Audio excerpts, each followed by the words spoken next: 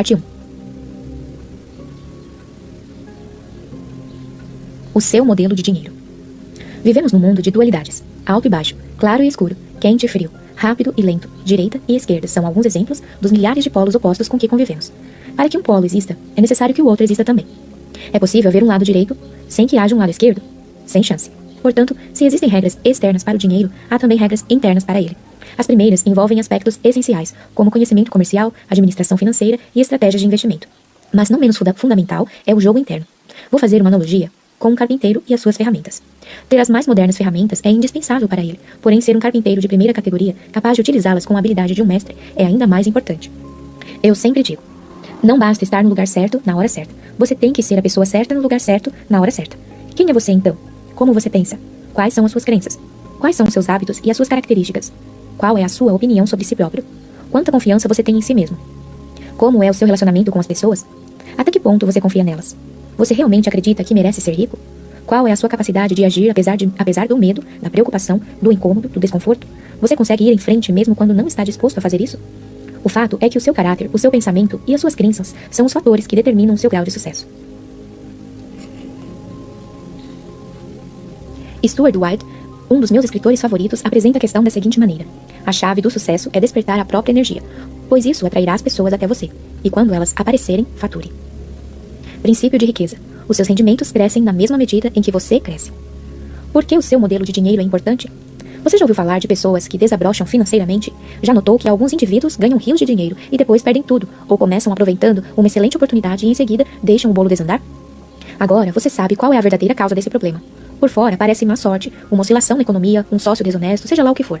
Por dentro, porém, a questão é outra. É por esse motivo que se uma pessoa ganha muito dinheiro sem estar interiormente preparada para isso, o mais provável é que a sua riqueza tenha vida curta e ela acabe sem nada. A maioria das pessoas simplesmente não tem capacidade interna para conquistar e conservar grandes quantidades de dinheiro e para enfrentar os crescentes desafios que a fortuna e o sucesso trazem. É sobretudo por causa disso que elas não enriquecem. Um bom exemplo são os que ganham em loterias. As pesquisas mostram continuamente que, seja qual for o tamanho do prêmio, a maior parte desses felizardos acaba voltando ao seu estado financeiro original, isto é, a ter a quantidade de dinheiro com a qual conseguem lidar com mais facilidade. No caso de quem enriquece pelo próprio esforço, ocorre exatamente o contrário. Repare que quando um milionário desse tipo perde a fortuna, geralmente ele a refaz em pouco tempo. Nesse aspecto, Donald Trump é um ótimo exemplo. Ele tinha bilhões de dólares e perdeu cada centavo. 2 anos depois recuperou tudo e até conseguiu mais. Como se explica esse fenômeno? É simples. Pessoas assim podem perder todo o dinheiro que possuem, mas jamais perdem o ingrediente mais importante do seu sucesso, a mente milionária. No caso de Trump, a sua mente bilionária, é claro. Você já percebeu que ele nunca poderia ser apenas um milionário? Como você acha que ele se sentiria a respeito do seu sucesso financeiro se o seu patrimônio líquido fosse de $1 milhão? Provavelmente arruinado, um completo fracasso financeiro. Isso acontece porque o termostato financeiro desse empresário está regulado para produzir bilhões e não milhões. Algumas pessoas têm um termostato financeiro programado para gerar milhares e não milhões. Outros têm um termostato ajustado para criar algumas centenas. Finalmente, existem aquelas cujo termostato financeiro está condicionado a funcionar abaixo de 0. Elas estão congelando e nem sabem por quê. A realidade é que a maior parte das pessoas não atinge o seu pleno potencial, não é bem-sucedida. As pesquisas mostram que 80% dos indivíduos jamais serão financeiramente livres como gostariam, e 80% deles nunca se considerarão de fato felizes. O motivo é simples. As pessoas, na sua maioria, agem de forma inconsciente, quase dormem no ponto, trabalham e pensam num plano superficial da vida, baseada somente no que vem. Elas vivem estritamente no mundo visível. As raízes geram os frutos. Imagine uma árvore. Suponha que seja a árvore da vida. Nela, frutos. Na vida, os nossos frutos são os nossos resultados. Nós olhamos para eles e não gostamos do que vemos. Achamos que os frutos que produzimos são poucos, muito pequenos ou que o seu sabor deixa a desejar.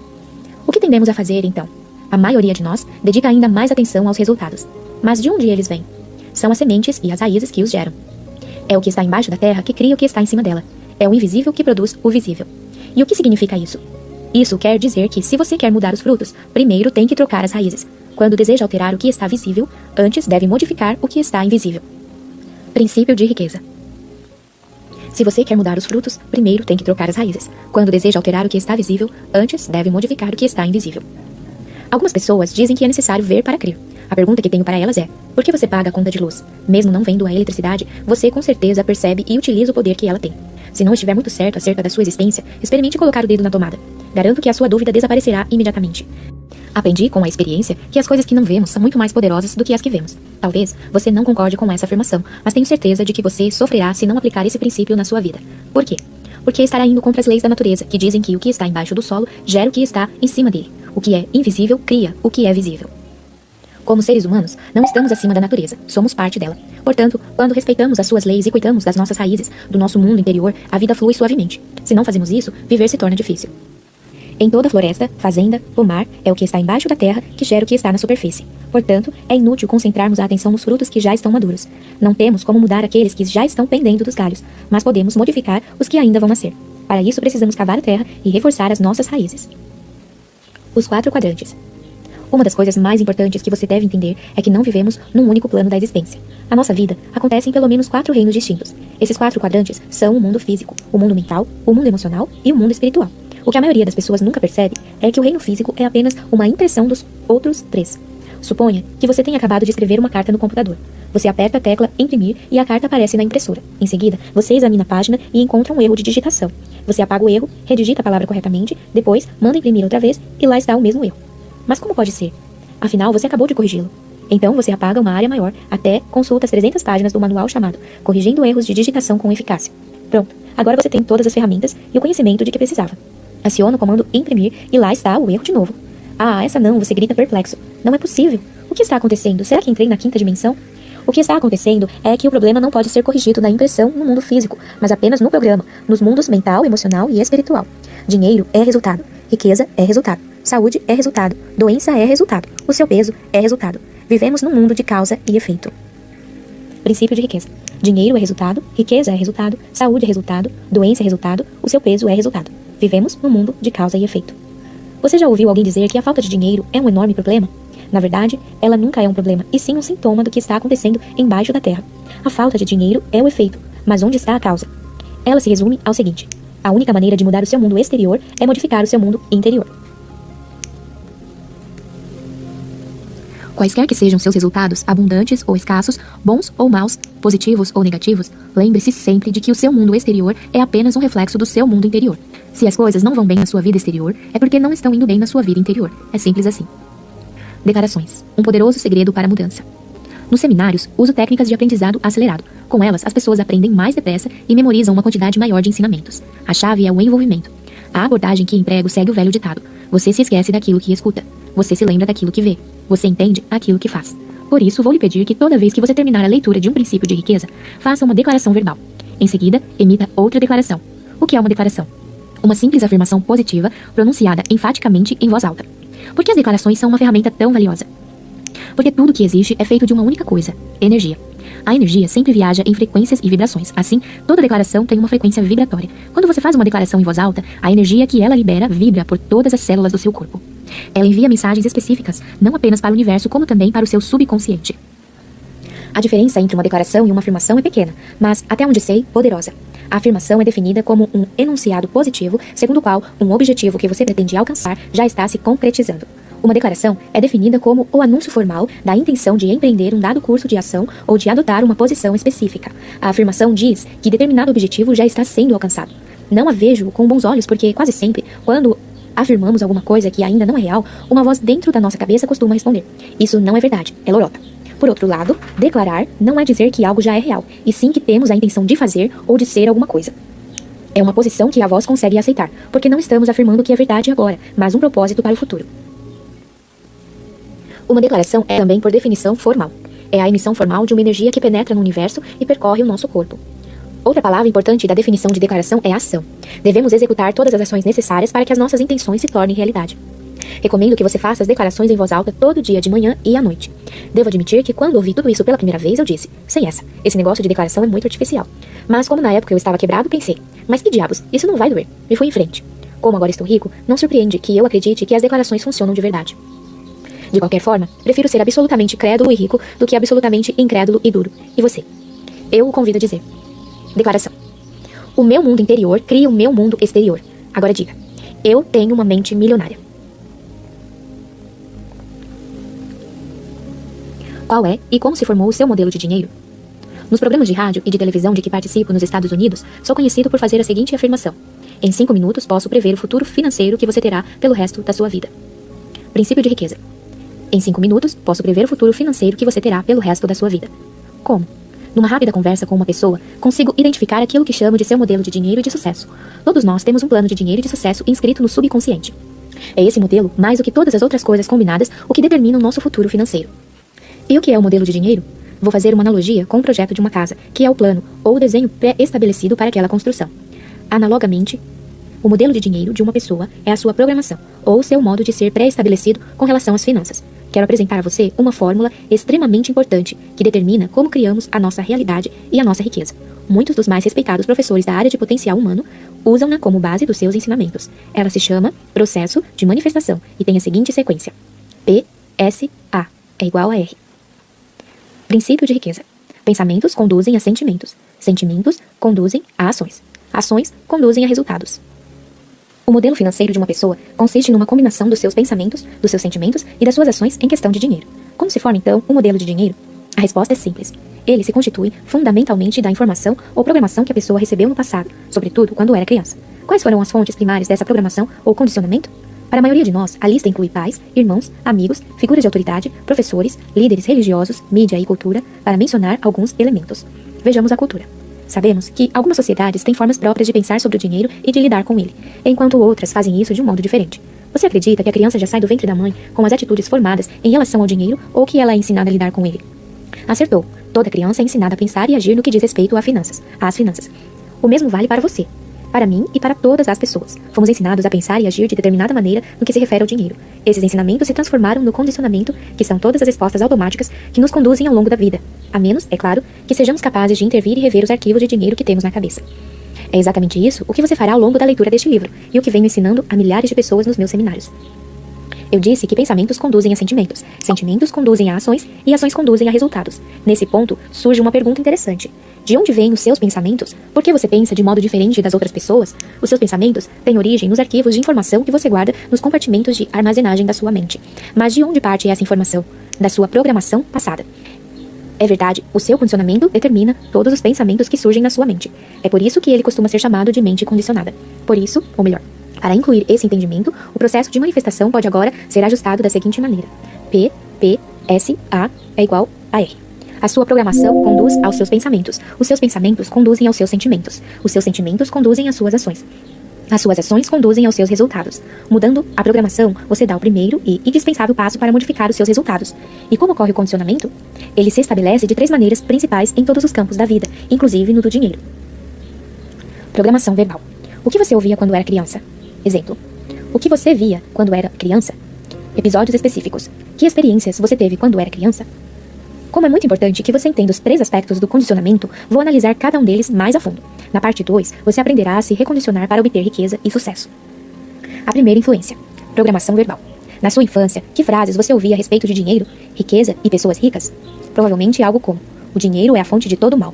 Poupe para os dias ruins. Os ricos são gananciosos. Os ricos são criminosos. Os ricos são desonestos. Você tem que dar duro para ganhar dinheiro. Não se pode ser rico e espiritualizado ao mesmo tempo. Dinheiro não nasce em árvore. O dinheiro fala mais alto. Os ricos ficam cada vez mais ricos e os pobres cada vez mais pobres. Isso não é para o nosso bico. Nem todo mundo pode ser rico. Nunca se tem o bastante e a infame frase: não temos dinheiro para isso. Nunca se tem o bastante e a infame frase: não temos dinheiro para isso. Na minha casa, toda vez que eu pedia dinheiro ao meu pai, ele respondia aos brados: você acha que eu sou feito de quê? De dinheiro? Rindo, eu dizia: até que seria bom. Eu pegaria um braço, uma perna e até mesmo um dedo seu. Ele nunca riu. Esse é o problema. Todas as frases que você ouviu sobre dinheiro quando era criança permanecem no seu subconsciente como parte do modelo que governa a sua vida financeira. O condicionamento verbal é extremamente poderoso.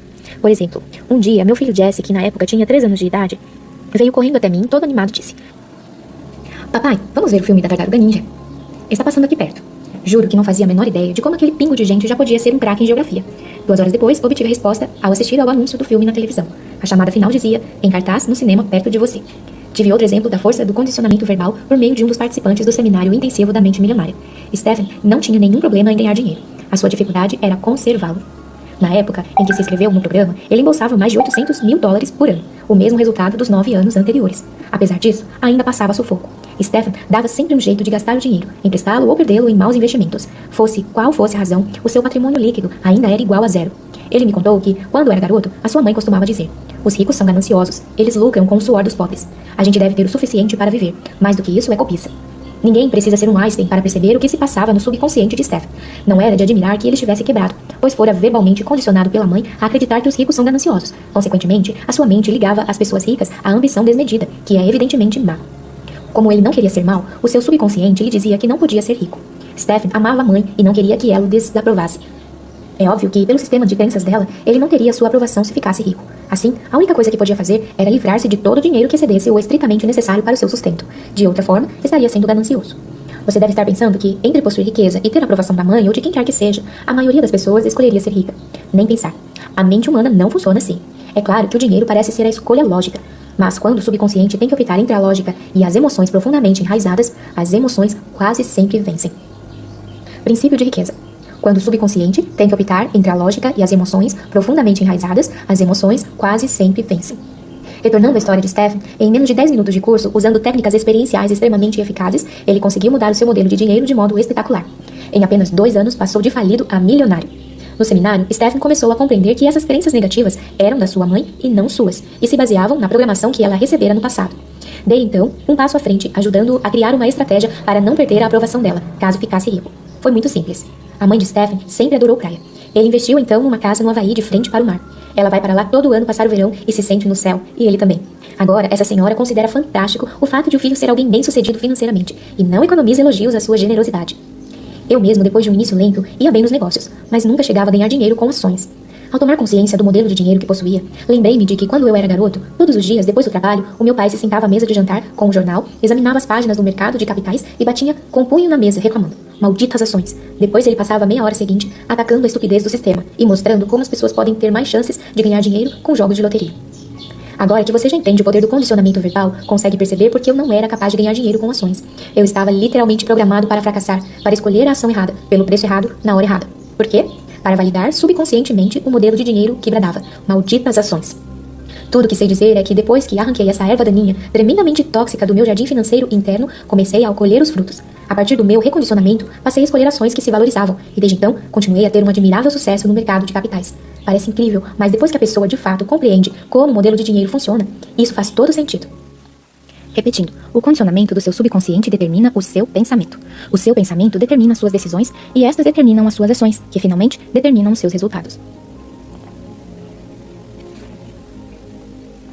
São 4 os elementos-chave da mudança, todos essenciais para a reprogramação do seu modelo de dinheiro.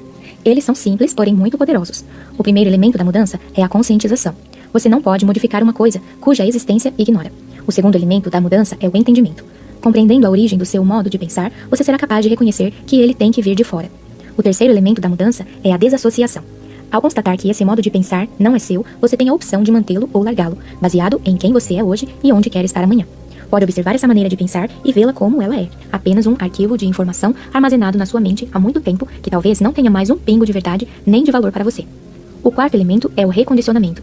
Iniciarei esse processo na parte 2, em que apresento os arquivos mentais que criam a riqueza. Agora, vou retornar à questão do condicionamento verbal e expor os passos que você pode dar desde já para começar a rever o seu modelo de dinheiro. Passos para a mudança. Programação verbal. Conscientização.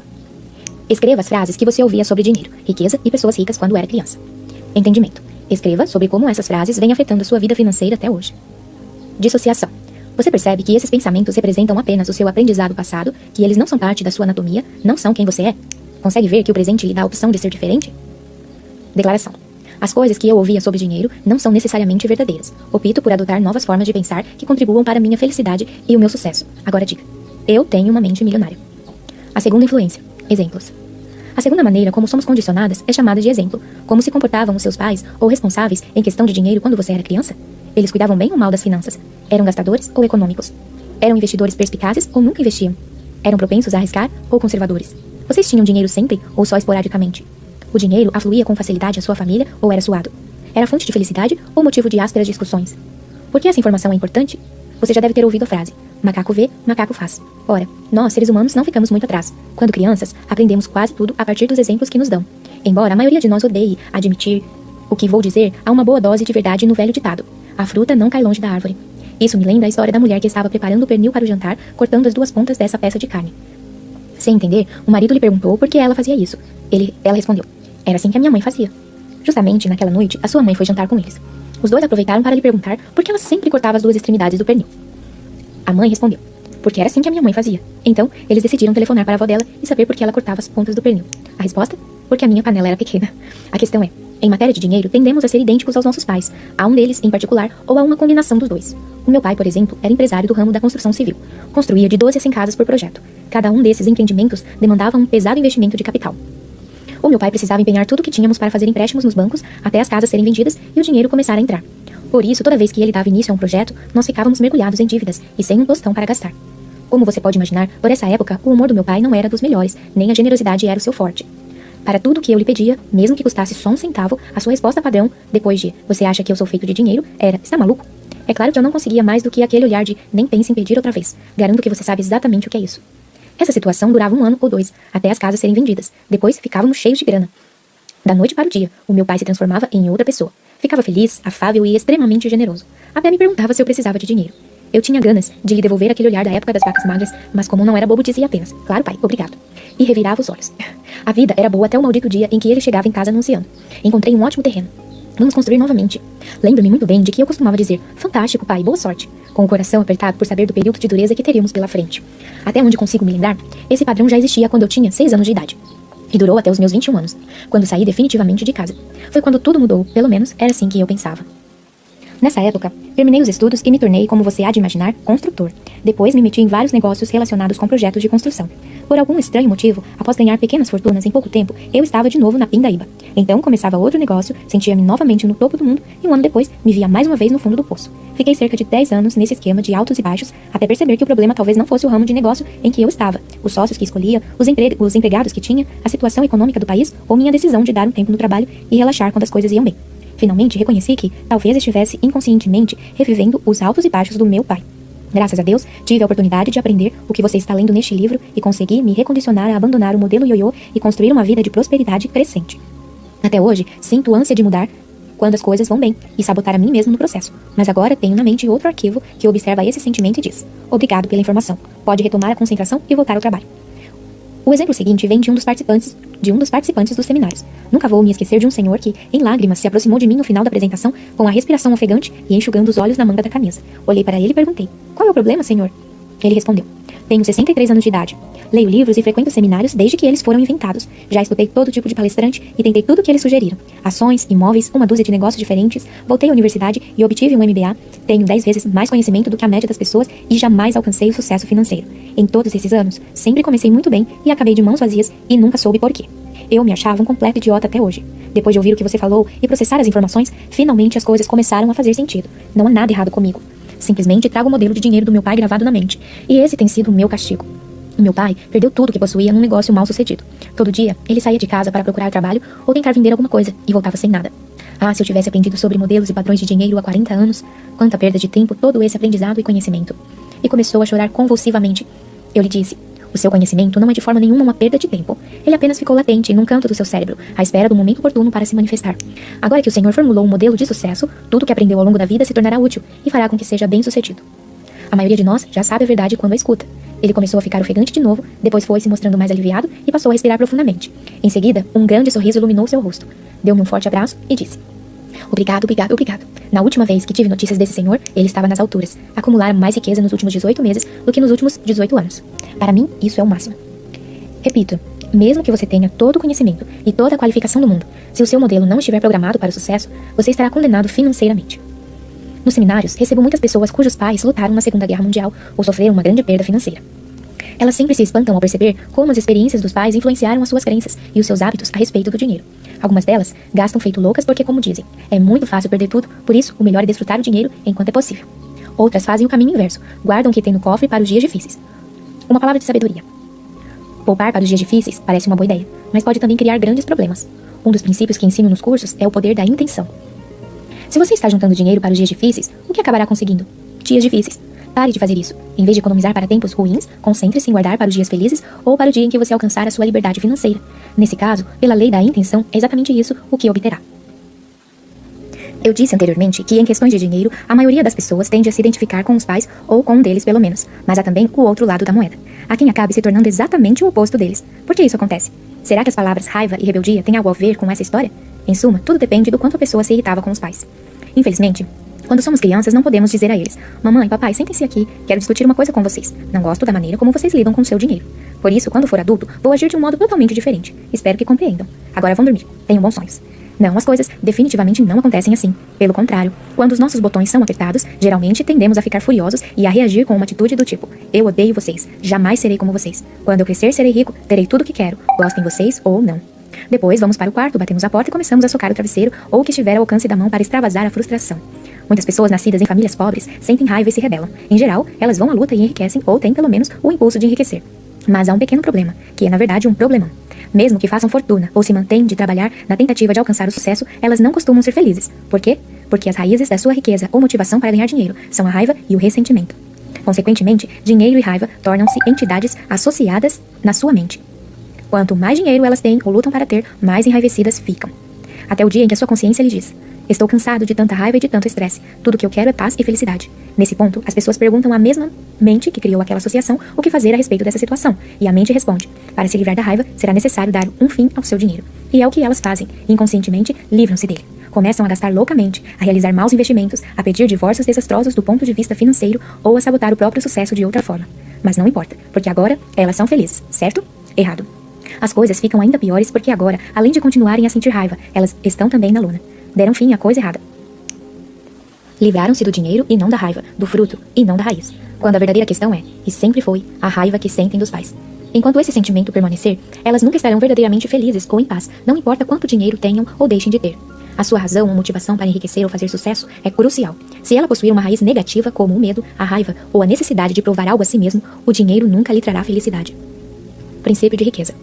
A sua razão ou motivação para enriquecer ou fazer sucesso é crucial. Se ela possui uma raiz negativa como o medo, a raiva ou a necessidade de provar algo a si mesmo, o dinheiro nunca lhe trará felicidade.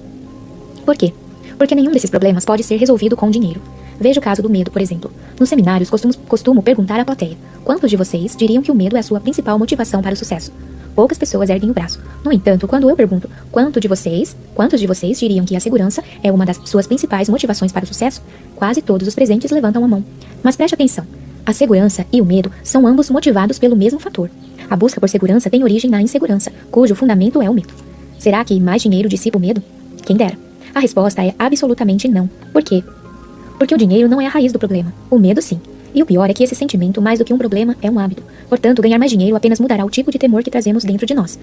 Quando não possuímos nada, sentimos medo de não conseguir chegar lá ou de não termos o suficiente. Se atingirmos um patamar qualquer, o medo passa a ser: e se eu perder tudo o que eu consegui? Ou todo mundo vai querer meu dinheiro. Ou ainda vou ter que pagar uma fortuna de impostos. Em resumo, se não formos à raiz da questão e nos livrarmos do medo, nenhuma quantidade de dinheiro será capaz de nos ajudar. É claro que a maioria das pessoas, se pudessem escolher, preferiria se preocupar com a possibilidade de perder o dinheiro que possui a não ter um centavo. Mas nenhuma dessas duas hipóteses propicia um modo agradável de viver. Assim como existem pessoas movidas pelo medo, há quem seja motivado a alcançar o sucesso financeiro para provar que é suficientemente capaz. Vou tratar detalhadamente desse desafio na parte 2. Por enquanto, apenas entenda que nenhuma quantidade de dinheiro jamais fará de você alguém competente. O dinheiro não pode transformá-lo em algo que você já é. Volto a dizer. Assim como acontece com o medo, a necessidade de provar a sua competência o tempo todo acaba se tornando seu modo de viver. Nem passa pela sua cabeça que essa necessidade está governando seus atos. Você se considera um grande realizador, um baita líder, uma pessoa determinada, características que são todas excelentes. A questão que permanece é: por quê? Que motor está na raiz de tudo isso? No caso dos indivíduos movidos pela necessidade constante de provar que são capazes, nenhuma quantidade de dinheiro consegue aliviar a dor daquela ferida interna que faz com que, para eles, todas as coisas e todas as pessoas da sua vida não são o suficiente. Nem todo o dinheiro do mundo, nem qualquer outra coisa do gênero será o bastante para quem não se sente capaz. Mais uma vez, está tudo dentro de você. Lembre-se, o seu mundo interior reflete o seu mundo exterior. Se você não se considera pleno, acabará confirmando essa crença e criando a realidade de que não tem o suficiente. Por outro lado, se você se sente uma pessoa plena, validará essa crença gerando abundância. Por quê? Porque a plenitude é a sua raiz e ela se tornará o seu modo natural de viver. Desvinculando a sua motivação para ganhar dinheiro da raiva, do medo e da necessidade de autoafirmação, você poderá estabelecer novas associações para prosperar financeiramente por meio do propósito, da contribuição e da alegria. Assim, nunca terá que se livrar do dinheiro para ser feliz. Ser rebelde ou ser o oposto dos seus pais na área financeira nem sempre é um problema. Ao contrário, se você é um rebelde, geralmente o caso do segundo filho, e a sua família tem hábitos negativos no que diz respeito ao dinheiro, é muito bom pensar e agir de forma oposta a ela nessa questão. Por outro lado, se os seus pais são bem-sucedidos e você está se voltando contra eles, pode estar a caminho de enfrentar sérias dificuldades financeiras. Em qualquer dos casos, o importante é reconhecer como seu modo de ser se relaciona com um dos seus pais ou com ambos em matéria de dinheiro. Passos para a mudança. Exemplo. Conscientização. Pense no modo de ser e nos hábitos dos seus pais em relação à riqueza e ao dinheiro. Liste por escrito em que aspectos você se considera igual a cada um deles ou o seu oposto. Entendimento. Escreva sobre o efeito que esse exemplo vem causando na sua vida financeira. Dissociação. Você compreende que esse modo de ser é apenas o seu aprendizado passado e não quem você é? Consegue perceber quem tem a opção de ser diferente agora? Declaração. O exemplo que tive a respeito do dinheiro era o modo de agir dos meus pais. A minha maneira de fazer as coisas nessa área sou eu que escolho. Agora diga. Eu tenho uma mente milionária. A terceira influência. Episódios específicos. A terceira forma básica de condicionamento são os episódios específicos. Que experiências com dinheiro, riqueza e pessoas ricas você teve quando criança? Elas são extremamente importantes porque moldaram as crenças, ou melhor, as ilusões, que hoje governam a sua vida. Vou dar um exemplo. Josie, uma enfermeira de sala de cirurgia, foi ao seminário intensivo da mente milionária. Os seus rendimentos eram excelentes, mas ela sempre gastava tudo. Quando cavamos um pouco mais fundo, ela falou de um episódio que vivera aos 11 anos de idade. Estava com os pais e a irmã num restaurante chinês. A mãe e o pai começaram mais uma das suas brigas por causa de dinheiro. De pé, o pai gritava e esmurrava a mesa com o punho, quando ficou vermelho, depois azul e caiu no chão, vítima de um ataque cardíaco. Josie era da equipe de natação da escola e tinha feito treinamento de ressuscitação cardiopulmonar. Tentou de tudo, mas não adiantou. O pai morreu nos seus braços. Desse dia em diante, a sua mente passou a associar o dinheiro à dor. Não admira que, quando adulta, Josie tenha passado a se livrar subconscientemente de todo o dinheiro que ganhava, na tentativa de dar um fim à dor. Outro dado interessante é o fato de ela ter se tornado enfermeira. Por quê? Talvez ainda estivesse tentando salvar o pai. No curso, nós a ajudamos a identificar e revisar o seu antigo modelo de dinheiro. Hoje, ela está a caminho de se tornar financeiramente independente. E não é mais enfermeira. Não que não gostasse do trabalho. O problema é que estava nessa profissão pelo motivo errado. Hoje, Josie trabalha com planejamento financeiro personalizado, ajudando as pessoas a entender como a programação passada governa todos os aspectos da sua vida financeira. O próximo exemplo de episódio específico é mais pessoal. Quando a minha mulher tinha 8 anos de idade, toda vez que ela ouvia a buzina do caminhão de sorvete na sua rua, corria até a mãe para pedir uma moedinha. E ouvia a seguinte resposta: "Sinto muito, querida, eu não tenho. Peça ao seu pai." Ele então lhe dava uma moeda e ela ia comprar o sorvete feliz da vida. Toda semana, essa mesma história se repetia. O que foi então que a minha mulher aprendeu a respeito do dinheiro? Primeiro, que são os homens que têm dinheiro. E o que você acha que ela esperava de mim quando nos casamos? Exatamente, que eu lhe desse dinheiro. Só que agora ela não pedia mais moedinhas, já era uma mulher formada. Segundo, ela aprendeu que mulher não tem dinheiro. Se a sua mãe, a deusa, não o tinha, obviamente era assim que as coisas deviam ser. Para confirmar esse padrão, ela se livrava subconscientemente de todo o dinheiro que ganhava. E era sempre precisa nesse aspecto. Se eu lhe desse $100, ela gastava 100. Se lhe desse $200, ela gastava $200. Se lhe desse $500, ela gastava $500. Foi quando ela fez um dos meus cursos e aprendeu tudo sobre a arte de alavancagem financeira. Eu lhe dava $2.000 e ela gastava 10.000. Tentei explicar. Não, meu amor, com alavancagem, quero dizer que nós deveríamos receber $10.000 e não gastá-los. Por alguma razão, esse conceito não se fixava na sua mente. O único motivo pela qual nós brigávamos era o dinheiro. Isso quase custou o nosso casamento. O que não sabíamos era que dávamos significados inteiramente diferentes a ele. Para minha mulher, dinheiro correspondia a prazer imediato, como saborear um sorvete. Eu, por outro lado, cresci com a crença de que ele devia ser acumulado para proporcionar liberdade. No que me dizia a respeito, quando a minha mulher gastava dinheiro, ela estava acabando com a nossa liberdade futura. E do ponto de vista dela, sempre que eu a impedia de gastar, estava tirando o seu prazer de viver. Felizmente, aprendemos a reavaliar os nossos respectivos modelos financeiros e, mais importante, a estabelecer um terceiro modelo específico para o nosso relacionamento. Será que dá certo? Deixe-me responder da seguinte maneira. Eu testemunhei 3 milagres na minha vida. 1. O nascimento da minha filha. 2. O nascimento do meu filho. 3. O fim das minhas brigas com a minha mulher por causa de dinheiro. As estatísticas mostram que a causa mais frequente das separações e divórcios é o dinheiro.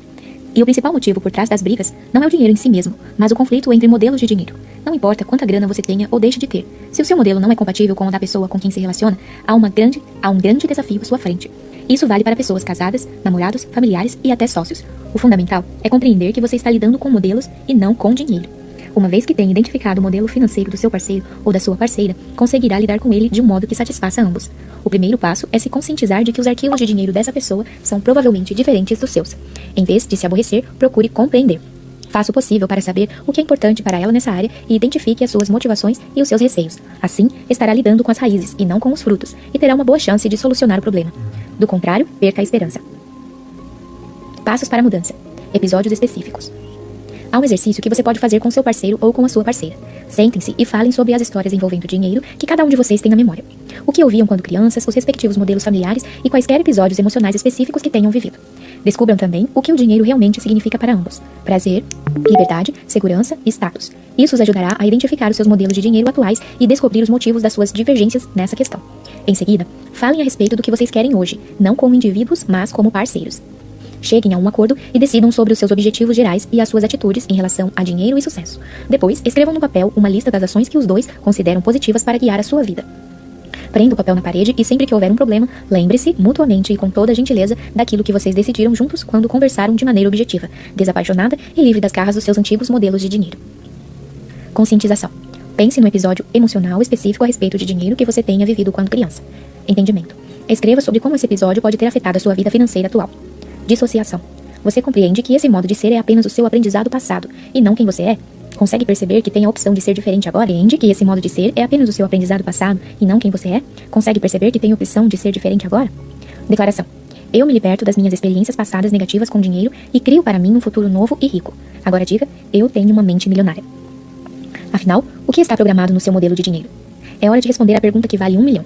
Qual é o seu atual modelo de dinheiro e sucesso e para quais resultados ele está dirigindo você subconscientemente? Você está programado para o sucesso, para a mediocridade ou para o fracasso financeiro?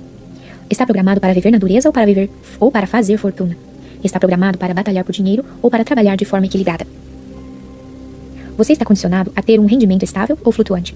Já sabe do que se trata. Primeiro você tem, depois não tem, depois não tem. Sempre parece que as causas dessa drástica variação vêm do mundo exterior. Por exemplo, eu tinha um ótimo emprego, mas a empresa faliu. Então comecei o meu próprio negócio. As coisas iam de vento em popa, porém o mercado encolheu. O meu negócio seguinte ia muito bem até o meu sócio sair, etc. Não se iluda. Esse é o seu modelo em operação. Você está programado para ter uma renda baixa, uma renda média ou uma renda alta. Sabia que existem quantidades de dinheiro que a maioria das pessoas está programada para receber? Você está programado para ganhar de 30 mil reais a 40 mil reais por ano, de 50 mil reais a 60 mil reais, de 80 mil a 100 mil reais, de 200 mil a 300 mil reais, ou mais de 350 mil. Há alguns anos atrás, numa das minhas palestras, havia na plateia um cavalheiro inusitadamente bem vestido. Quando terminei a apresentação, ele veio até mim e perguntou se eu achava que o seminário intensivo da mente milionária poderia fazer algo por ele, considerando que os seus rendimentos já eram de 500 mil dólares por ano. Perguntei-lhe há quanto tempo ele ganhava esse valor. Ele respondeu, há 7 anos seguidos. Era tudo o que eu precisava ouvir. Perguntei-lhe então por que ele não ganhava 2 milhões por ano. Disse-lhe que os princípios que ensino são destinados a pessoas que desejam atingir o seu pleno potencial financeiro, e lhe pedi que pensasse no motivo pelo qual ele estava parado no meio milhão. Ele decidiu participar do seminário. 1 ano depois, recebi dele um e-mail que dizia: o meu aprendizado foi incrível, mas cometi um erro. Reprogramei o meu modelo de dinheiro para ganhar apenas 2 milhões por ano. Como discutimos, como já cheguei lá, estou me reprogramando para obter 10 milhões anuais. A questão é, o seu rendimento atual não importa. O que interessa saber é se você está atingindo o seu pleno potencial financeiro ou não. Talvez você esteja se perguntando por que diabos uma pessoa precisa de tanto dinheiro. Primeiro, a própria pergunta não é francamente positiva para a sua riqueza, mas um sinal de que você deve rever o seu modelo de dinheiro. Segundo, o principal motivo pelo qual aquele senhor queria ganhar tudo aquilo era aumentar as suas doações a uma instituição de caridade que ajuda vítimas da AIDS na África. Um golpe na crença de que as pessoas ricas são gananciosas. Vamos em frente. Você está programado para economizar dinheiro ou para gastá-lo? Está programado para administrá-lo bem ou para administrá-lo mal?